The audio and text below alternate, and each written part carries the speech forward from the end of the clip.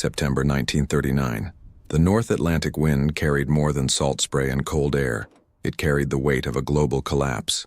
Across the frigid waters, separating the old world from the new, an empire was already burning. In London, the city that once commanded a third of the globe, the sound of air raid sirens had become the soundtrack of daily survival.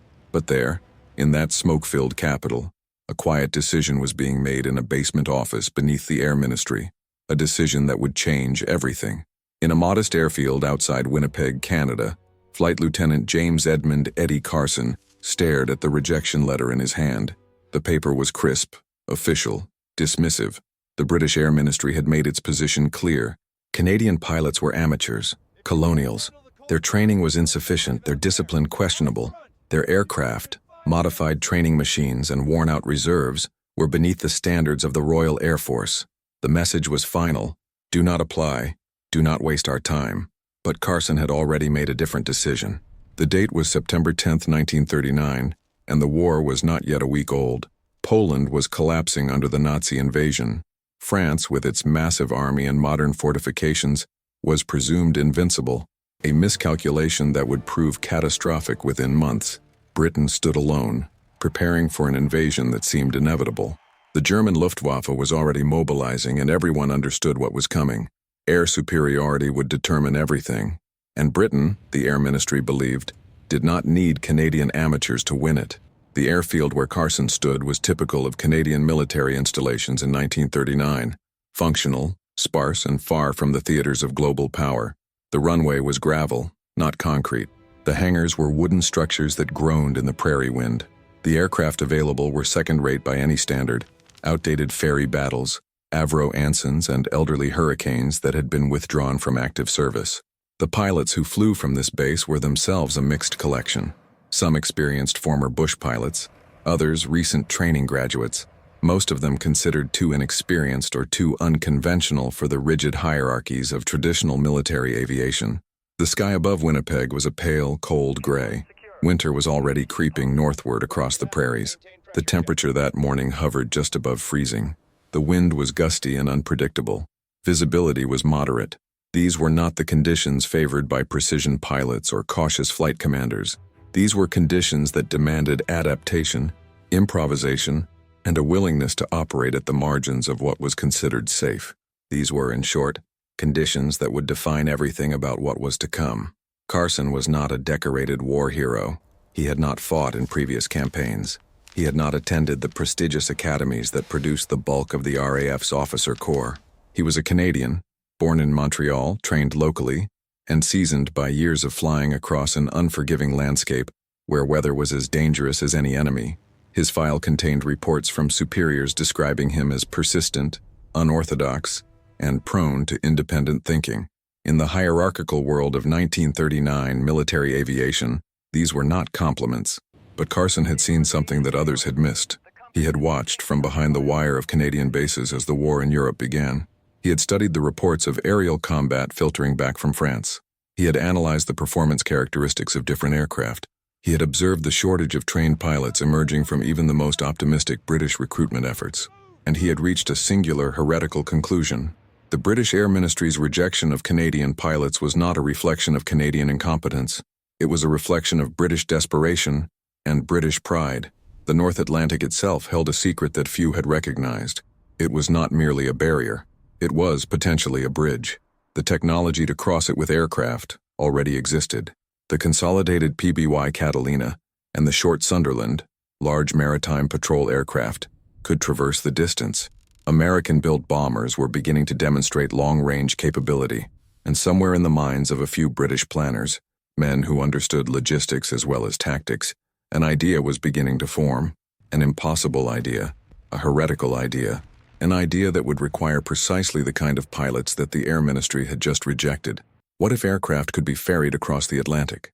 What if Canadian pilots, dismissed, underestimated, and hungry to prove themselves, were exactly what was needed? What if the solution to Britain's desperate shortage of fighter planes was not to build them faster in factories, but to fly them across an ocean that everyone said was impossible to cross? The rejection letter in Carson's hand was dated September 8, 1939. Within 72 hours, that rejection would become irrelevant. Within weeks, it would become absurd. Within months, the very pilots that Britain had dismissed as inadequate would be ferrying aircraft across the North Atlantic in operations so secret that even their own government would deny their existence.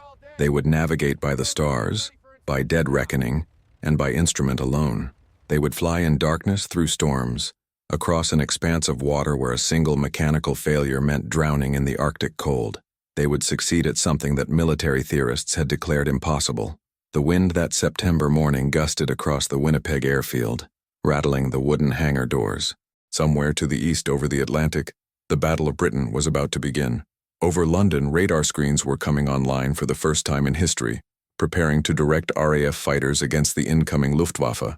And here, in this remote Canadian airfield on this cold, gray morning, a pilot that no one wanted was about to become essential to Britain's survival. The story of how that happened, the intelligence briefings, the operational logistics, the strategic implications, the impossible routes across an ocean, was a story that, for decades, would remain classified, secret, denied, forgotten, until now. The message arrived on September 16, 1939, encoded in the standard military cipher. It was marked Most Secret and addressed to Air Vice Marshal Billy Bishop, the Canadian aviation legend who oversaw pilot recruitment and training for the Dominion of Canada. The sender was Air Chief Marshal Sir Hugh Dowding, commander of RAF Fighter Command. The content was extraordinary. Require immediate assessment. Feasibility of ferry operations across North Atlantic. Aircraft delivery critical to operations. Existing supply chains insufficient. Request evaluation of Canadian pilot pool and meteorological conditions. Recommend utmost discretion. Classification level Ultra. What followed was not a formal operational order. What followed was improvisation, desperation, and the collision of two impossible realities. On one side, Britain needed fighter aircraft immediately, not in months but in weeks. The Luftwaffe was already massing for the invasion attempt. Every Hurricane, every Spitfire, every combat-ready machine was needed. British production facilities were running at maximum capacity, but production could not keep pace with losses. The mathematics were brutal. At the rate of attrition, Britain would be defenseless within 6 months. On the other side, the North Atlantic was considered an absolute barrier to aircraft ferry operations. The distance was approximately 1,800 miles from Newfoundland to Ireland, beyond the operational range of any fighter aircraft in existence. Even long-range bombers and maritime patrol planes had suffered catastrophic losses attempting the crossing. Weather patterns were unpredictable and savage. Radio navigation was primitive. There were no intermediate airfields.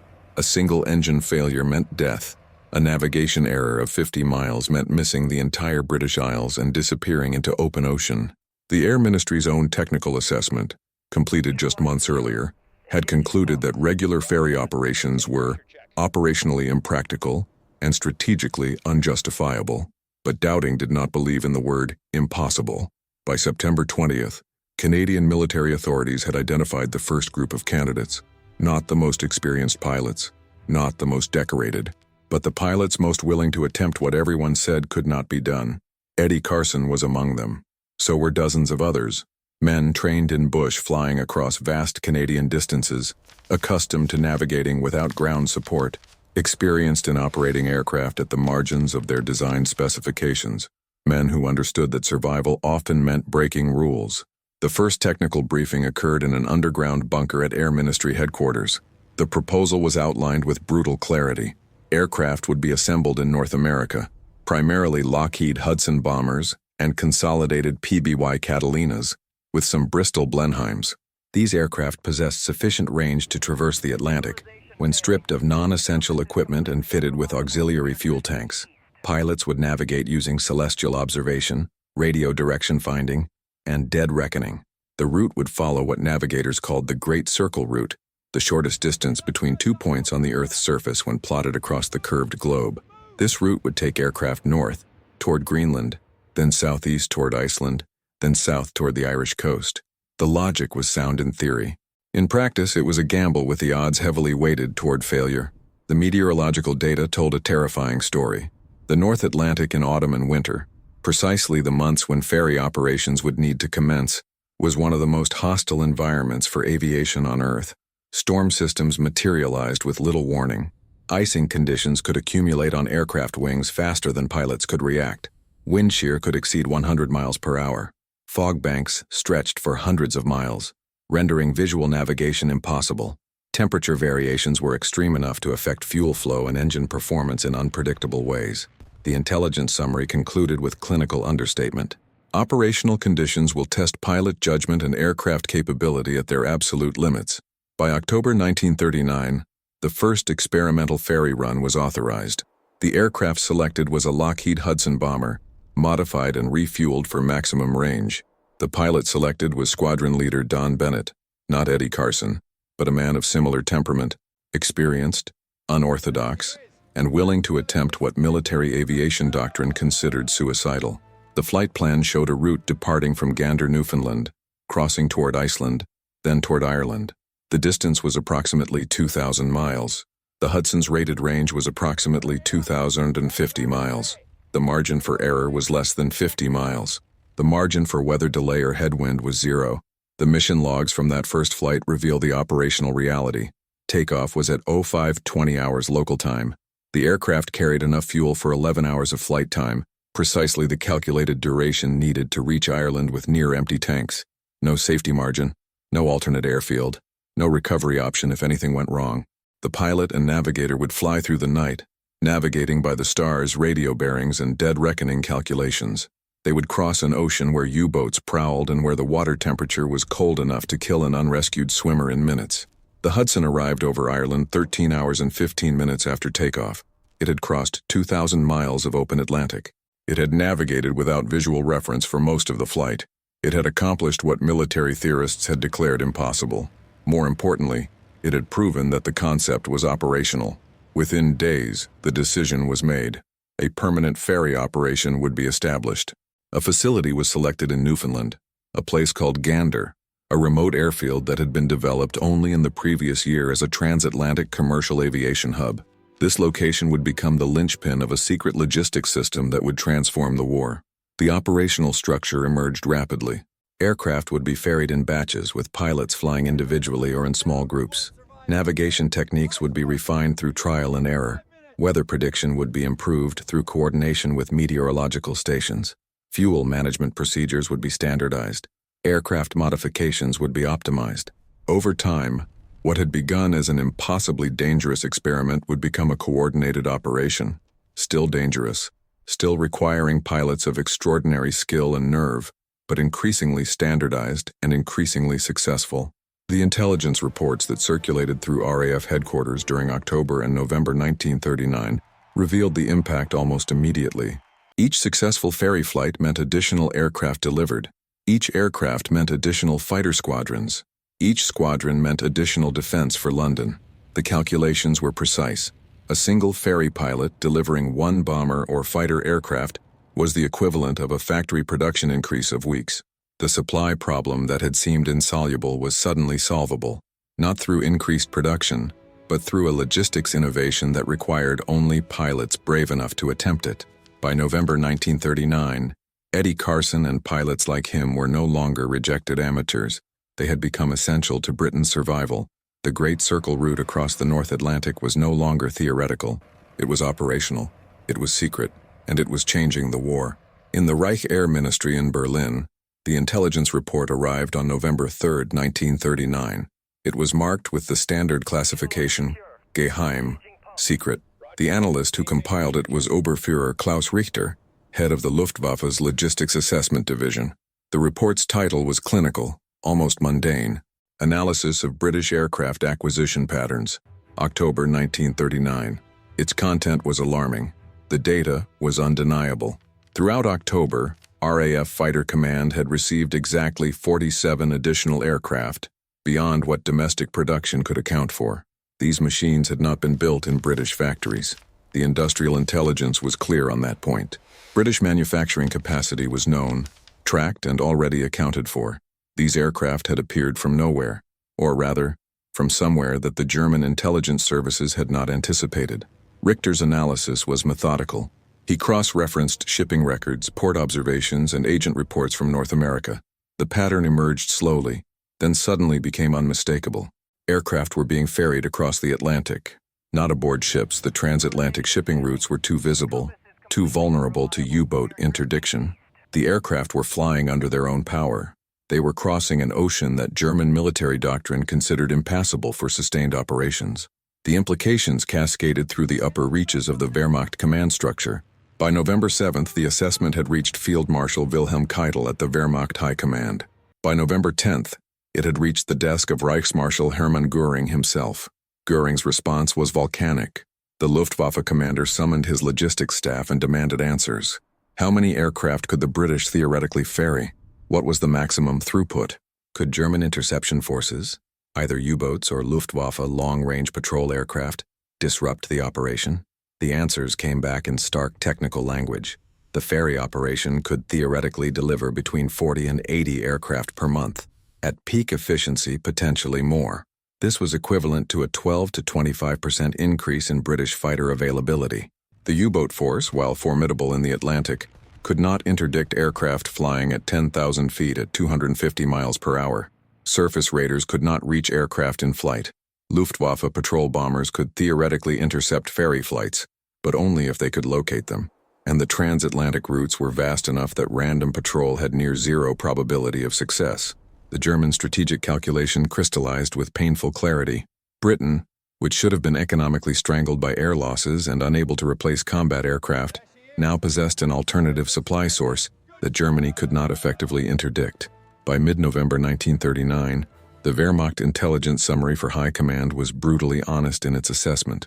The British have discovered an operational method for circumventing the quantitative advantage that the Luftwaffe maintains in aircraft production.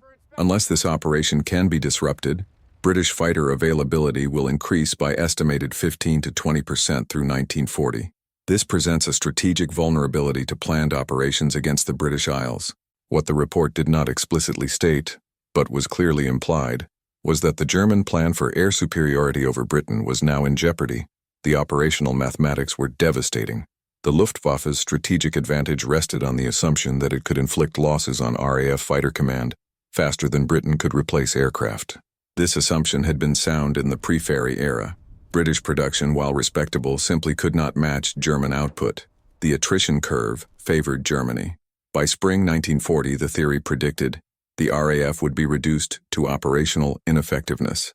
But the ferry operation disrupted this calculation entirely. Between November 1939 and May 1940, the critical 6 months leading up to the Battle of Britain, the transatlantic ferry operation delivered 372 aircraft to British forces. The majority were bombers and maritime patrol aircraft, but a significant percentage were fighter aircraft or aircraft that could be converted to fighter configuration. The production equivalent would have required expanding British aircraft manufacturing by nearly 30%, an expansion that was simply not feasible given raw material limitations and industrial capacity. The intelligence assessment circulated through German command headquarters in December 1939 was unambiguous. British fighter availability has not declined as predicted. Instead, fighter squadron readiness has remained constant or improved. The cause is identified as transatlantic aircraft delivery operations. These operations represent a strategic vulnerability to planned air campaign objectives. Field Marshal Keitel's response was to order increased U-boat patrols in the North Atlantic. The Kriegsmarine was instructed to prioritize the sinking of any aircraft encountered on the water, or any ships suspected of carrying aircraft or aviation fuel, but the U-boats faced an impossible task. The ferry aircraft flew at altitude, across an ocean spanning 1,800 miles. Submarines on the surface or submerged could cover only a fraction of this area. The probability of interception was calculated at less than 3%. Similarly, Göring ordered Luftwaffe patrol bomber squadrons to increase operations over the Atlantic, but the same geographic and logistical constraints applied. The distance was too great, the ocean area too vast, the aircraft availability too limited. By January 1940, after 3 months of increased patrol activity and exactly 0 successful interceptions, the Luftwaffe quietly reduced the priority of anti-ferry operations. The German strategic response was ineffective because the problem was fundamentally insoluble through conventional means. The ferry operation did not rely on visible targets, ships, ports, or concentrated industrial facilities. It relied on pilots navigating across open ocean in darkness, using radio bearings and celestial navigation. An individual aircraft could not be seen in advance. A flight path could not be predicted. An interception would require positioning resources across an entire ocean, something that no air force possessed the capability to do.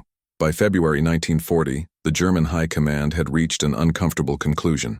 The transatlantic ferry operation was operational, it was effective, and it was beyond effective German response. The strategic calculus that had predicted British defeat through air attrition had been invalidated. The impact became starkly visible in the summer of 1940, when the Luftwaffe launched the Battle of Britain. RAF Fighter Command possessed higher aircraft availability than German pre-war estimates had predicted. British fighter losses could be replaced. Squadron strength could be maintained. The attrition curve that was supposed to favor Germany began to flatten and then gradually to reverse. The secret was not British production capacity. The secret was in the night sky above the Atlantic, where pilots with names that no one remembered were ferrying aircraft across an impossible ocean. The secret was in the decisions made in September 1939, when British commanders had recognized that the conventional mathematics of industrial warfare could be rewritten through logistics and courage. The ferry operation had transformed the strategic balance of the air war before the air war had even truly begun. July 10, 1940. The Battle of Britain was beginning. Over the English Channel, the first Luftwaffe formations crossed into British airspace. The radar stations that Eddie Carson and 1,000 other pilots had never heard of began their tracking sequences. RAF Fighter Command scrambled its first defensive sorties. And in the skies above southeastern England, the air war that would decide the fate of Europe commenced. What followed was the most intense aerial combat campaign the world had yet witnessed. The Luftwaffe possessed numerical superiority, approximately 2,700 operational fighters and bombers against RAF Fighter Command's 1,000 operational fighters. The mathematics of attrition should have favored Germany. The Luftwaffe expected the battle to last approximately 4 weeks before British fighter strength was reduced to operational ineffectiveness. But the mathematics did not account for the transatlantic ferry operation. Between July and October 1940, the critical 100 days of the Battle of Britain, RAF Fighter Command received 656 replacement aircraft delivered via the North Atlantic ferry route. This represented a replacement rate of approximately 6.5 aircraft per day. More critically, it represented a replacement rate that exceeded average daily combat losses. The attrition curve that was supposed to decisively favor Germany began to flatten.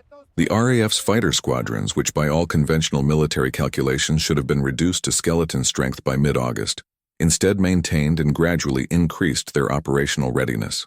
By August 15, 1940, historically recorded as the day of maximum Luftwaffe effort, the RAF's Fighter Command had available 715 operational fighters. This number should have been impossible. British aircraft factories could not produce this many aircraft. The only explanation was the ferry operation. The ferry operation that officially did not exist. The ferry operation that remained classified and would remain classified for decades. The Luftwaffe's operational diaries from August and September 1940 reveal mounting frustration. Replacement aircraft were not arriving as quickly as losses accumulated. German fighter strength, despite possessing numerical advantage, was declining relative to British capacity. By September 7th, after nearly a month of maximum effort, the Luftwaffe switched tactics, shifting from attacks on RAF airfields to attacks on cities, a strategic admission that air superiority had not been achieved and that the original plan had failed. The Battle of Britain was turning. By October 1940, the Luftwaffe's air superiority campaign was officially halted. The invasion of Britain, the entire strategic objective that the Battle of Britain was designed to enable, would not occur. The RAF had survived. British fighter strength, contrary to every German military calculation, had been sustained and reinforced. The secret reason was flying through the night skies above the North Atlantic. In Gander, Newfoundland, Eddie Carson and the ferry pilots were flying constantly. The operation had expanded from experimental to operational, to industrial in scale. By mid-1940, the Gander Ferry Command was coordinating dozens of flights per month. The routes had been refined through hard experience. The techniques had been standardized. The success rate, while still carrying enormous risk, had improved from near suicidal to merely extraordinarily dangerous. The operational statistics, declassified decades later, told the story with brutal precision. Between September 1939 and December 1941, the transatlantic ferry operation delivered 2,394 aircraft to Britain. The average monthly delivery rate was approximately 95 aircraft. This represented an aircraft delivery throughput equivalent to a 30% increase in British manufacturing capacity, maintained consistently for over 2 years. The operation saved the British aviation industry approximately 4,000 tons of strategic materials per month by eliminating the need for shipping aircraft across the Atlantic aboard cargo vessels. It provided an alternative supply line that the enemy could not interdict. More profoundly, it changed the strategic balance of the air war. German air superiority over Western Europe was never achieved.